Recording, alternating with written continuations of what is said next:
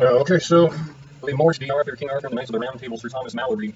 This thing's kind of bothering me, so I'm getting started on chapter 1. How Uther Pendragon sent for the Duke of Cornwall and Igraine, his wife, and their departing suddenly.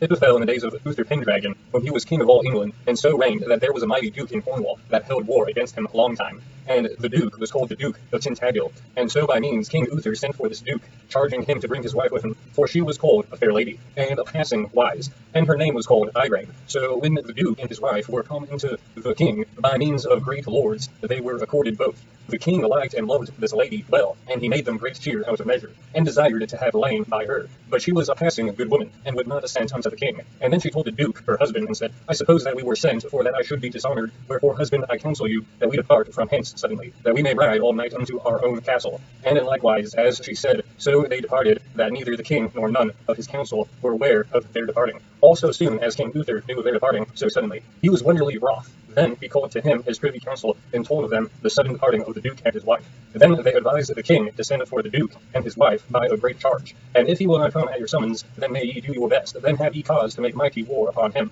So that was done, and the messengers had their answers, and that was this shortly, that neither he nor his wife would not come at him. Then was the king wonderly wroth. And then the king sent him plain word again, and bade him be ready and stuff him and garnish him, for within 40 days he would fetch him out of the base castle that he hath. When the duke had this warning, anon, he went and furnished and garnished 2 strong castles of his, of the which the one hight Tintagel, and another castle hight Terraville. So his wife, Dame Igraine, he put in the castle of Tintagel, and himself he put into the castle of Terraville, the which had many issues and posterns out. Then in all haste came Uther with a great host, and laid a siege about the castle of Terraville. And there he pied many pavilions, and there was a great war made of both on both parties, and much people slain. Then for pure anger and for great love of fair Igraine, the king Uther fell sick. So came to the king Uther Sir Ulfius, a noble knight, and asked the king why he was sick. I shall tell thee, said the king, I am sick for anger and for love of fair Igraine, that I may not be a halt. Well, my lord, said Ulfius, I shall seek Merlin, and he shall do you remedy, that your heart shall be pleased. So Ulfius departed, and by adventure he met Merlin in a beggar's array. And there Merlin asked Ulfius whom he sought, and he said he had little ado to tell him. Well, said Merlin, I know whom thou seekest, for thou seekest Merlin, therefore seek no farther, for I am he. And if King Uther will well reward me, and be sworn unto me to fulfill my desire, that shall be his honor and profit more than mine, for I shall cause him to have all his desire. All this will I undertake, said Ulfius, that there shall be nothing reasonable, but thou shalt have thy desire. Well, said Merlin, he shall have his intent and desire, and therefore, said Merlin, ride on your way, for I will not be long behind. Chapter 2.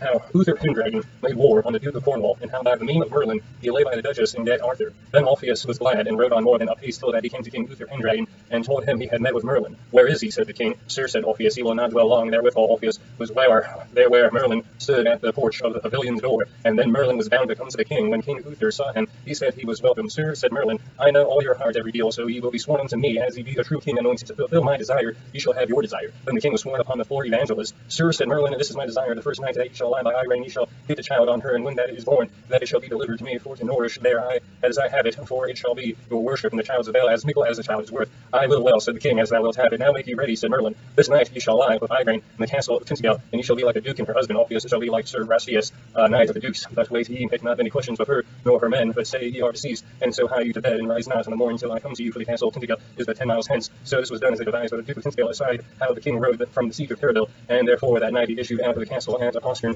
for to have distress of the king's host. And so through his own issue the duke himself was slain, or ever the king came out of the castle of Tintagel. So after the death of the duke, King Uther lay with Igraine more than 3 hours after his death, and begat on her that night Arthur. And on day came Merlin to the king, and bade him make him ready, and so he kissed the lady Igraine, and departed in all haste. But when the lady heard tell of the duke her husband, and by all record he was dead, or ever King Uther came to her, then she marvelled who that might be that lay with her in the likeness of her lord. So she mourned privily and held her peace, and all the barons by one assent prayed the king of the court to be twixt the lady Igraine and him. And the king gave them leave, for fain would he that have been accorded with her. So the king put all the trust in Ulfius to entreat between them. So by the entreaty at the last the king and she met together. Now will we do well, said Ulfius, our king is lusty knight and wifeless, and my lady Igraine is passing fair lady. It were great joy unto us all, and it might please the king to make her his queen. Unto that they all well accorded, and moved it to the king, and anon, like a lusty knight, he assented thereto with good will. And so in all haste they were married in mourning with great mirth and joy. And King Lot of Lothian and of Orkney then wedded Margoise, that was Gawain's mother, and King Nentres of the land of Garlot wedded Elaine. All this was done at the request of King Uther. And third sister Morgane le Fay was put to school in a nunnery, and there she learned so much that she was a great